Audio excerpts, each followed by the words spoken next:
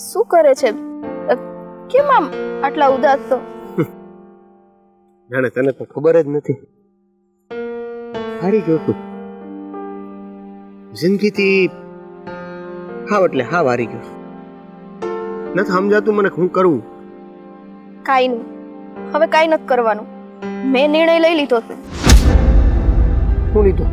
જો મેં તને ભાગવા વાળી વાત કરી હતી, મેં હંધી વાત કરી, પણ તે મને કીધું ને એ મને સમજાય છે કે આ ભાગવું એ વ્યાજબી નથી.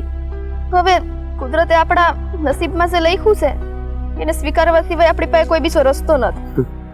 એ જ તો નથી.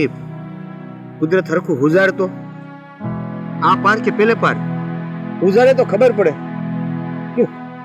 શું કરવું. ઉજાડી દીધું છે ને, હવે ઉજાડી દીધું છે. મને હવે એટલી ખબર છે કે આપણી છેલ્લી મુલાકાત છે. આજ પછી આપણે ક્યારેય નહીં મળીએ. અને જ્યાં લગ્ન નક્કી કર્યા છે ને ત્યાં લગ્ન કરી લઈશ. સારી વાત છે.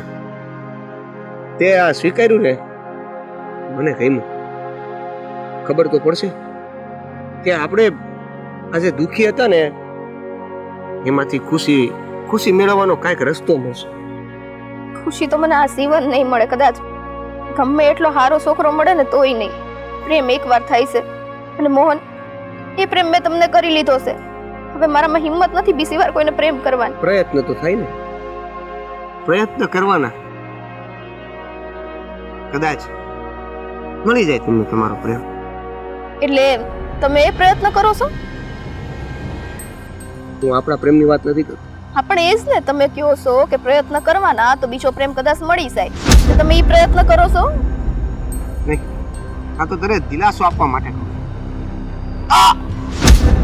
શું થયું? અરે શું થયું? સાપ! એટલો મોટો સાપ! અરે મોહન! મોહન! મોહન!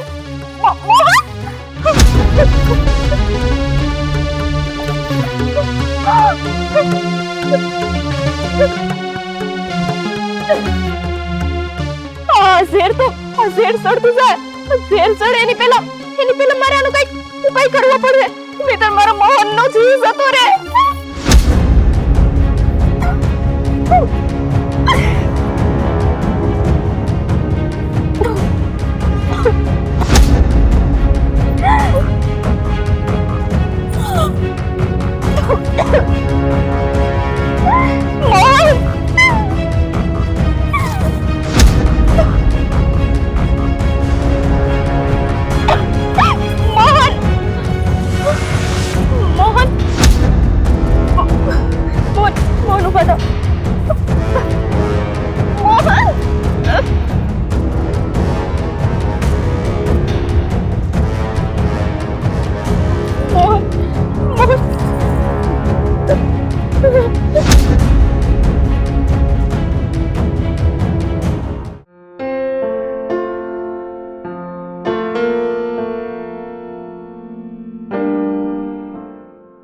કેમ બેટા આમ ઢીલી આવે છે? શું થયું છે તને? વાત કરું તમને બાપુ. પણ કઈક વાત કર તો મને ખબર પડે ને. અને કેમ આમ શરીર હાવ આવું થઈ ગયું છે? શું થયું છે બાપુ? હવે હું કહું તમને. હા, ગોમતી બેન નો દીકરો છે, ખબર ને? એ ગોમતી બેન ના દીકરાને કાલે છે ને સાપે ડંખ માર્યો તો મેં એનું ઝેર ઉતાર્યું હતું. ઓહો. અને એનો છે ને મેં જીવ બચાવ્યો હતો. એટલે થોડી તબિયત ન થારી, સમજાણું? બિચારાને સાપ કઈડી ગયો, મારથી તો સોવાયું નહીં. તે મેં છે ને પછી ઝેર ઉતાર્યું એનું? હા. પણ બેટા તને જે જોવા આવ્યો હતો ને ઈ ગોમતી બેન નો દીકરો જ હતો. એટલે દેવ? હા, દેવ જ હતો. કેમ તે નતો ઓળખ્યો એને? ઓળખવાની ક્યાં કરો છો બાપુ? મેં તેની સામું નતું જોયું કોણ છે. હા બસ, તો તમારો વાંધો જ આ હતો કે એકાબીજીની સામું જોવો, વાતચીત કરો તો ખબર પડે ને. આ તો બસ મેં કીધું તોય પરાને પાણી લઈને ગઈ. તે બાપુ તમે આ જે મારા માંગાની વાત કરતા હતા, મને સુવા છોકરો આવવાનો તો યાર દેવ હતો. હા, એ ગોમતી બેન નો દેવ. કેમ ઓળખે છે તું એને? ના ના, એટલે એમ તો ઓળખતા જોઈએ ને, એક ગામના છીએ તો. હા હા. પણ મને નહોતી ખબર કે દેવ મને શું આવે છે. એટલે તમે મારું એની હારે નક્કી કરવાના છો? હા બેટા, દેવ હારી જ નક્કી કરવાનું હતું, કારણ કે દેવને હું નહોતો ઓળખતો, કારણ કે નાનો હતો તે જોયો હતો, અને આ જોવા આવ્યો એ પહેલી વાર મેં જોયો એને કે આ ગોમતી બેન નો દેવ. એટલે આજે નાનપણમાં અમારી સગાઈ થઈ હતી, એટલે અમારા બેની જ થઈ હતી. હા, તારી ને દેવની.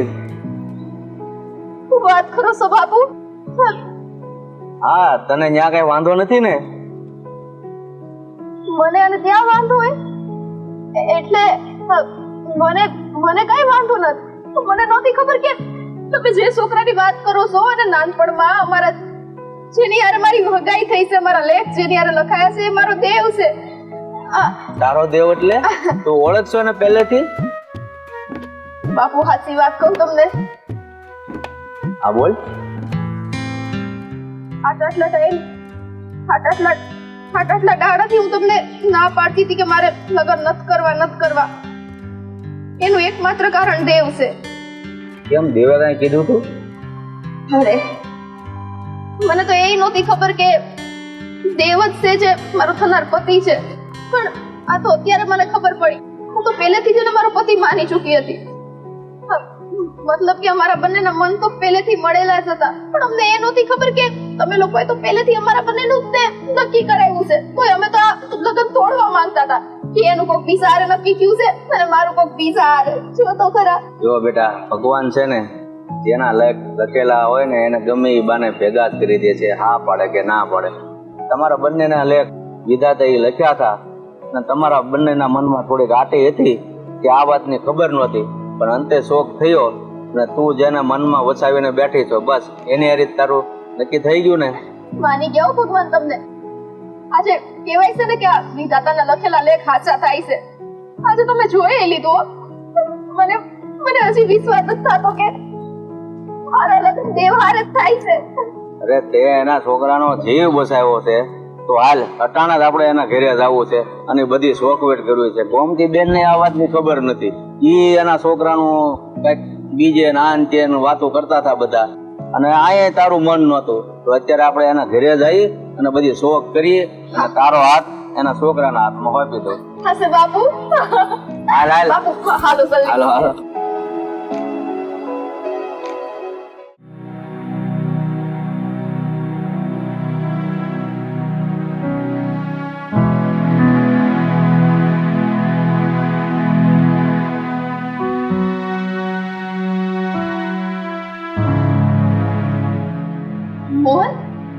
મોહન રાધા, તું? જય શ્રી કૃષ્ણ. જય શ્રી કૃષ્ણ. બાપુ. હા બાપુ. મોહન, તમે જેના ઘરે જોવા આવ્યા હતા ને, એ છોકરી બીજું કોઈ નહીં, એ હું જ છું. અને આપણે એકબીજા અમે જોયું જ નહીં, તો આપણને ખબર કેમ પડે? આપણે ઘટપણની વાત થતી હતી. ક્યાંથી જોઈએ? હા, પણ આજે ગભરાતી આવી ને તો મેં એને પૂછ્યું શું થયું. કે ઓલા કાલે ગોમતીબાના દીકરાને એરુએ ડંખ માર્યો હતો અને મેં એનું ઝેર ઉતાર્યું. ત્યારે મેં એને શોખવેટ કરી કે ગોમતીબાનો દીકરો જ તને જોવા આવ્યો હતો, પણ ઈ કે અમે એકબીજાને સામું જ નહોતું જોયું. તો મેં કીધું એમાં હું શું કરું? જો વિધિના લેખમાં કોઈ મેખ મારી શકે? આપણે ગમે એટલું રોકીએ, પણ એને જે જોડી બનાવી છે એને કોઈ તોડી ન શકે.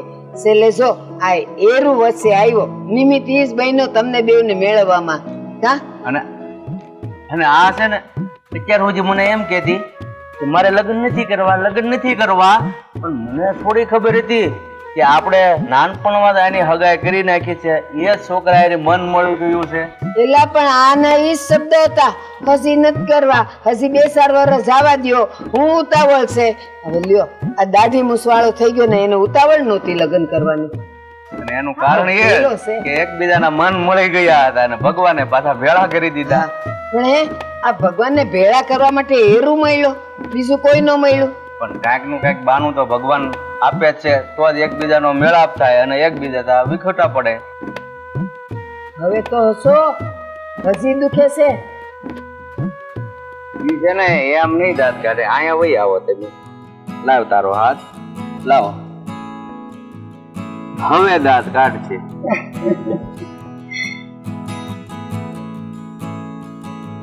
હાલો આપણે ડેલી માં બેસીએ. હાલો હાલો હાલો. હા.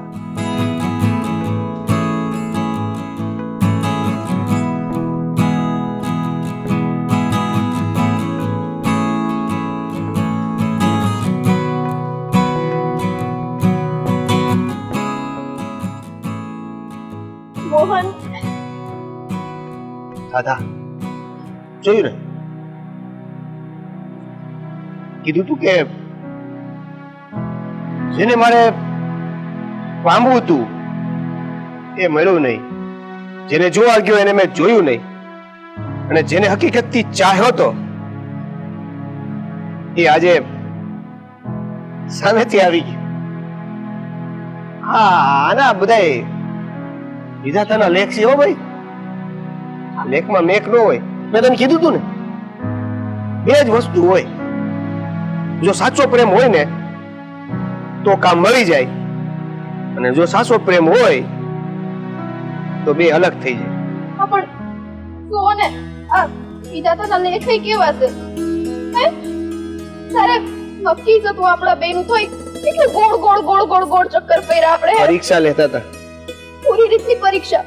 પણ મને લાગે છે કે આપણો પ્રેમ એટલો અતૂટ હતો ને એ વિધાતાને ખબર હતી. હું કદાચ ગમે એટલી પરીક્ષા લઈશ ને, પણ આ બંનેનો પ્રેમ અતૂટ ને અતૂટ જ રહેવાનો છે. એ બંને એકબીજાથી નોખા નહીં થાય. એટલે જો છેવટે મને એરું આવ્યો તો એરું ખબર તો પડી ને કે આટલા ટાઈમથી આપણા બંનેની સગપણની વાત ચાલતી હતી. એક નાગ દાદાએ આપણને એકબીજા સાથે ઓળખાણ કરાવી દીધી. નહીતર તો હજી આપણે એકબીજાને જોઈ લીધું પણ સગપણ ક્યાં કરવાના હતા. સારું થયું ટાઈમે નાગ દાદાએ આપણને ડંખ મારીને દર્શન આપી દીધા. હા. આ ભગવાને કર્યું હતું.